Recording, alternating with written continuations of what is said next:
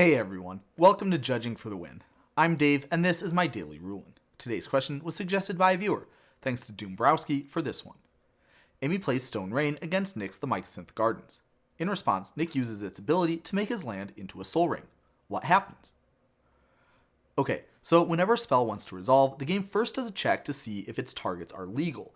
Sometimes effects like the Mycosynth Gardens will use wording that says something like it's still a land, or in addition to its other types, which would allow the affected permanent to still be a land. But we can see that the Mycosynth Gardens does not include any language that might make this be the case. Rather, when it becomes a copy of Sol Ring, it's just like we took that Sol Ring to a copy machine, put it on there, and hit the copy button. Obviously, Sol Ring isn't a land, so when Stone Rain checks to see if its target is legal, it will fail that check and go to Amy's graveyard with no effect.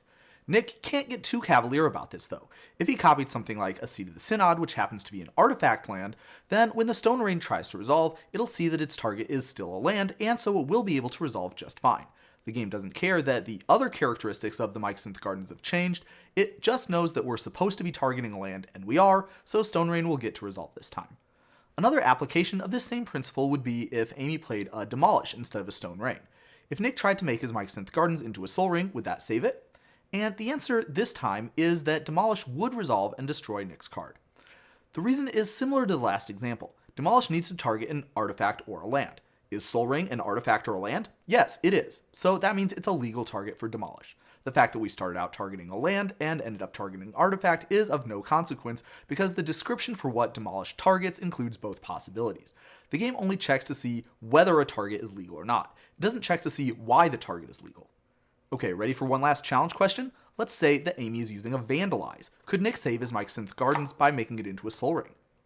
Okay, so for the answer to this one, let's remember another important fact about casting a spell, which is that in addition to targets, you have to lock in what modes you're choosing at the time when you're casting.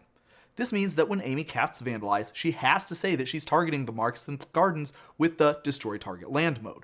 When Vandalize resolves, the Mycosynth Gardens will be an artifact and not a land, which means that it is not a legal target for this mode. This is true whether or not Amy used the other mode. Another interesting fact is that if at least one of a spell's targets is legal when that spell tries to resolve, the spell will still resolve and do as much as it can. It just ignores the illegal targets. So if Amy's Vandalize had targeted Nick's Mycosynth Gardens and his Sol Ring, and Nick responded by copying the Sol Ring, then his original Sol Ring would get destroyed, but the Mycosynth Gardens would still stick around as a copy of that Sol Ring. Pretty cool, right? But that's all I have for you today. How did you do? Join me again next time for another daily ruling, but until then, I hope you have a great day.